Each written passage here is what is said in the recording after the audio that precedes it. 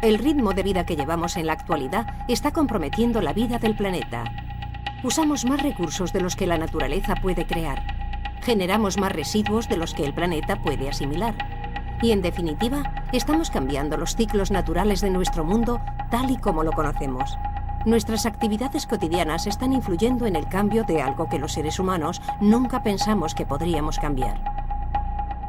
El clima.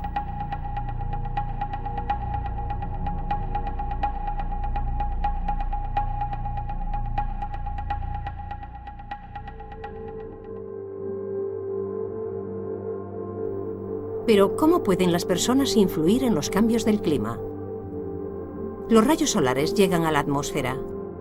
Parte de esos rayos se reflejan en la atmósfera hacia el espacio.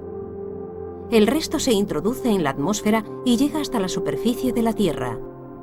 Allí una parte se refleja y otra parte penetra en el planeta y calienta su superficie.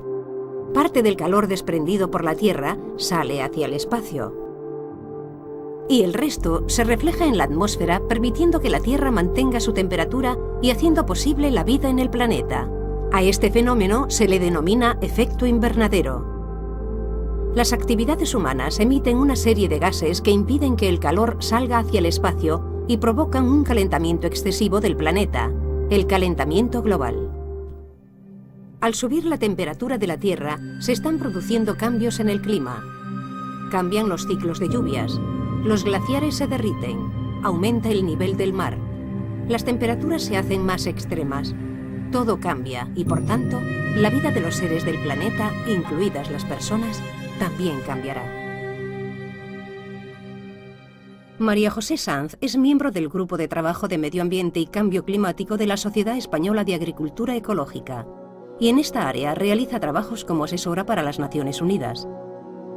Una de sus líneas de trabajo en el Centro de Estudios Ambientales del Mediterráneo es investigar la influencia de los gases contaminantes sobre los ecosistemas naturales.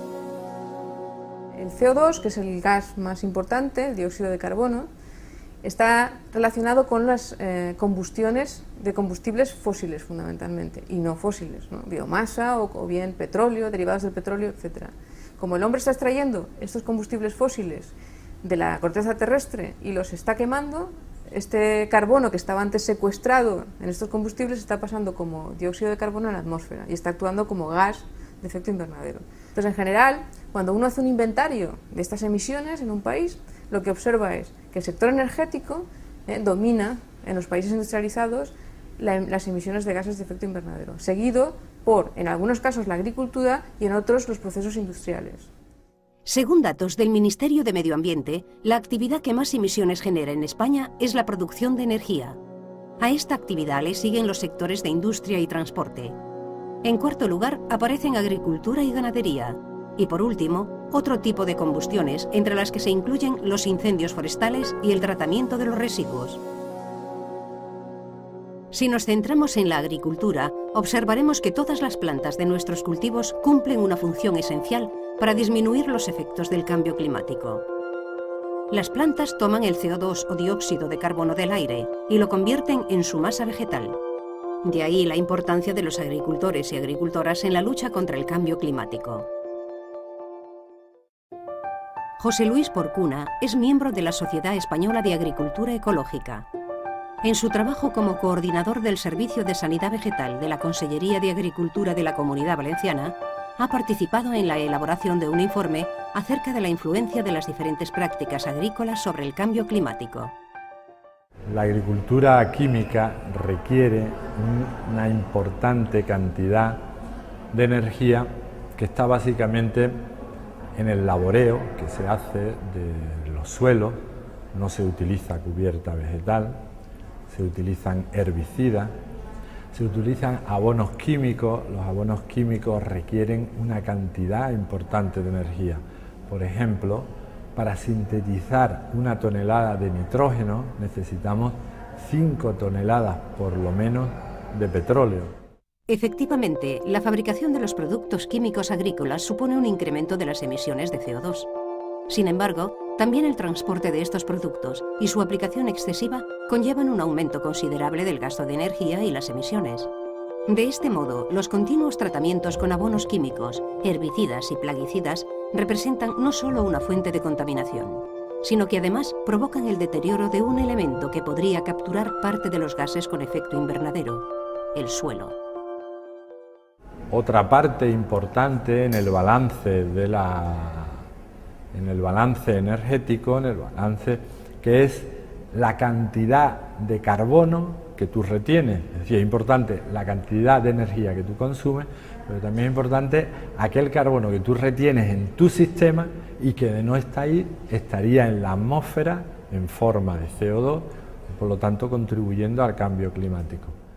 Los seres vivos que habitan el suelo incorporan a su organismo parte de estos gases y colaboran en su captura, de manera que el CO2 y otros gases quedarían atrapados. Prácticas agresivas con la vida del suelo, como el arboreo o la aplicación de productos químicos, impiden que se lleve a cabo este proceso. Otra práctica habitual en agricultura química es la quema de los restos de poda y de las cosechas. En la combustión de estos residuos se desprenden gases con efecto invernadero que también potencian el cambio climático. Pero, ¿existe otra manera de practicar la agricultura? ¿Cómo podríamos cultivar nuestros alimentos sin fomentar estos métodos que perjudican a nuestro entorno? En agricultura ecológica se reducen considerablemente las prácticas que emiten gases con efecto invernadero y las técnicas agresivas con el suelo. Pero si no se utilizan todas estas prácticas, ¿qué es y cómo funciona la agricultura ecológica? Imitando a la naturaleza, la agricultura ecológica basa su funcionamiento en la prevención de los posibles problemas a través de dos pilares básicos: el aumento de la diversidad de seres vivos o biodiversidad y la mejora de las propiedades del suelo. Uno de los métodos más sencillos para incrementar la variedad de seres vivos en un cultivo es la introducción de vegetación adicional en forma de plantas auxiliares, asociaciones de cultivos o setos. Teresa Fernández es agricultora ecológica y desde hace algunos años realiza en su finca numerosas prácticas para aumentar la biodiversidad. Por ejemplo, asociar el pimiento con la albahaca. La albahaca da refugio a un insecto que se come o devora el trips, que puede afectar al pimiento. Otra asociación interesante sería la cebolla con la zanahoria, puesto que la cebolla, el olor de la cebolla ahuyenta la mosca de la zanahoria. Esto sería para controlar o prevenir enfermedades del cultivo con un bajo coste energético en cuanto a que disminuimos el uso de plaguicidas. Otra técnica en agricultura ecológica sería el mantenimiento de setos naturales o elaboración de setos artificiales, con el fin de, primero, alojar o dar refugio a insectos que pueden ser beneficiosos para la huerta. Otra utilidad del seto es evitar la contaminación por deriva si tienes vecinos que utilizan productos químicos que te pueden llegar a tu cultivo. Otra función es mantener la flora espontánea, mantener la biodiversidad alrededor de tu huerta. En definitiva, al añadir plantas auxiliares al cultivo, conseguimos frenar la erosión, mantener la humedad del suelo, crear una barrera frente a las inclemencias del clima y la posible contaminación difusa, ahuyentar potenciales plagas e incluso aumentar y diversificar la producción, aportando al agricultor o agricultora una renta añadida.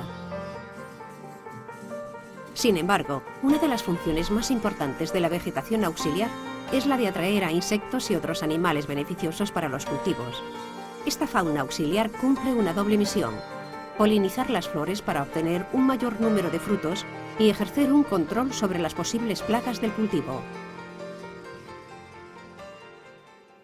Juan Felipe Rodríguez es investigador del Servicio de Sanidad Vegetal de la Consejería de Agricultura de la Comunidad Valenciana.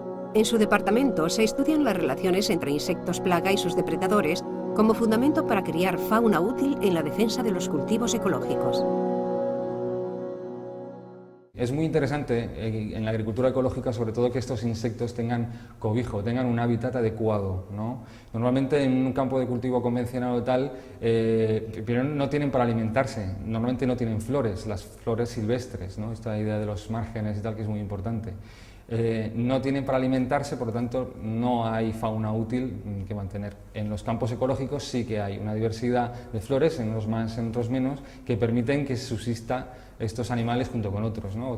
Estos insectos a lo largo del año, y de esta forma no aparecen las plagas, ¿no? La idea fundamental de todo esto es que la plaga es un desequilibrio, no es una cosa natural, eso es algo que estamos haciendo mal, ¿no? Entonces, en el momento que tú tienes ya una diversidad alta, las plagas se autocontrolan, entre comillas, ¿no? Ese es el objetivo que perseguimos todos, ¿no? con la agricultura ecológica.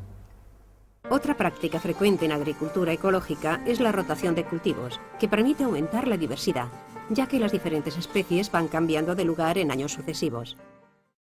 Otra de las funciones muy útiles de la rotación es que mantenemos la sanidad del suelo, puesto que no se cultiva el mismo producto año tras año.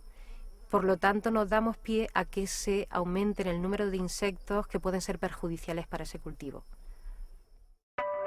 Una medida evidente para aumentar la biodiversidad de los cultivos, que sin embargo pasa normalmente desapercibida en la agricultura, a pesar de su enorme importancia, es la elección de las semillas y variantes a cultivar. Las plantas procedentes de variedades locales están totalmente adecuadas al medio en el que viven, ya que se han ido adaptando a lo largo de los siglos. Son, por tanto, variedades aclimatadas, que enferman menos y resisten mejor las inclemencias del tiempo y que, en consecuencia, necesitarán menor aporte de productos fitosanitarios. Las prácticas señaladas hasta ahora son propias del cultivo de huertas y vergeles, pero ¿cómo incrementar la biodiversidad en cultivos como olivar o almendro? Las cubiertas vegetales, tanto espontáneas o silvestres como cultivadas, aportan a este tipo de cultivos todos los beneficios de la introducción de plantas auxiliares. Sin embargo, como toda práctica agrícola, requiere un manejo especializado con el fin de que dicha cubierta no consuma agua y nutrientes que podrían ser necesarios para nuestro cultivo en épocas de escasez. Un suelo vivo es una fábrica de fertilidad natural, que además tiene la capacidad de capturar y retener CO2 y otros gases con efecto invernadero. Muchas de las técnicas empleadas para el aumento de la biodiversidad, como las cubiertas vegetales o la implantación de setos, son también útiles en el cuidado y mejora de las propiedades del suelo, ya que le aportan materia orgánica. Restos de poda triturados, estiércoles o compost fomentan la vida y la fertilidad natural del suelo a medio y largo plazo, y por tanto su capacidad para retener gases con efecto invernadero. Lo más difícil quizás es planificar la fertilización, y una de las opciones que yo apoyo y que utilizo es combinar la agricultura con la producción animal dentro de la finca. Lo ideal es poder complementar agricultura y ganadería ecológicas con el fin de utilizar los restos de las cosechas como alimento para el ganado y los estiércoles del ganado como materia orgánica o abono para el cultivo. De este modo, además de no tener que adquirir insumos externos, se evita la generación de residuos que habría que gestionar y que conllevaría una gran cantidad de emisiones de CO2. Conozcamos un poco más a fondo la ganadería ecológica y sus relaciones con la agricultura en la voz de Antonio Gómez y Tomás Pérez, ganaderos ecológicos. Al nivel de manejo no es complicado y mucho menos en ganadería extensiva, que es la que hacemos normalmente nosotros, porque ya lo único que cambia es la alimentación, que sí tiene que ser productos ecológicos, porque es una de las exigencias principales, ¿no? La alimentación. Por lo demás no hay ningún problema, los manejos son prácticamente los mismos y lo bueno sería que el producto valiera algo más. Sin embargo, existe una función casi desconocida del ganado frente al cambio climático: la prevención frente a los incendios forestales. Yo creo que ya están empezando a tomarse un poco de cuenta. Mira, en Barcelona mismo han puesto la cabra bombera. Están comprando cabras, se las están llevando a la Sierra de Barcelona y parece ser que están parando un poco los fuegos con eso. La cabra, pues sí, come, pero va brotando otra vez, va cortando, va limpiando el monte y va brotando otra vez, pero nunca lo seca. En suma, la agricultura y ganadería ecológicas reducen la cantidad de energía consumida, ya que evitan la síntesis y aplicación de productos químicos artificiales. Del mismo modo, aumentan la cantidad de carbono retenida en el cultivo ecológico a través de la vida en el suelo y el fomento de la biodiversidad con rotaciones, asociaciones, setos, variedades locales, fauna beneficiosa o cubiertas vegetales. Dicho de otra manera, los campos de agricultura ecológica que tienen un suelo estructurado, que tienen unos niveles altos de materia orgánica que tienen una cubierta vegetal permanente, actúan como un mini bosque, podemos decir, en el sentido de que el balance entre lo que emiten y lo que capturan es positivo. Pero no solo la manera de producir repercute en el entorno, también el modo de comercializar los productos puede influir en los efectos sobre el medio. En este punto que conocemos todas las ventajas de la producción ecológica y la comercialización en zonas cercanas, se nos plantea una duda. ¿Cómo podemos, los ciudadanos y ciudadanas de a pie, apoyar este tipo de producciones?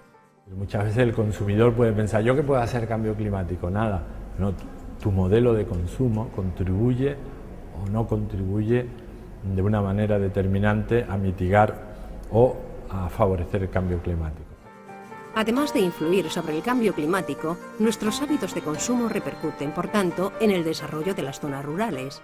Consumidores concienciadísimos que me dicen, Teresa, ponme un poquito de todo lo que tenga, incluso por teléfono, les preparo la cesta nada más llegar al mercado y ya tienen su pedido apartado para cuando puedan llegarse al final del día o al final de su jornada laboral. Esos son los que mejor apoyan un proyecto como el mío, porque son los que nos dan la seguridad semanalmente de que vamos a sacar X kilos de casi todo de la huerta. Como vemos, comprando productos ecológicos, no solo cuidamos nuestro entorno, nuestra salud y nuestras zonas rurales, sino que además estamos comprando un producto de máxima calidad a un precio cada vez más asequible. La opción de vender tus propios productos es una opción ventajosa porque puedes jugar mucho más con los precios, ofreciendo más calidad, incluso si estamos hablando de energía, vendemos muchos más nutrientes. Puedes poner precios más justos para el consumidor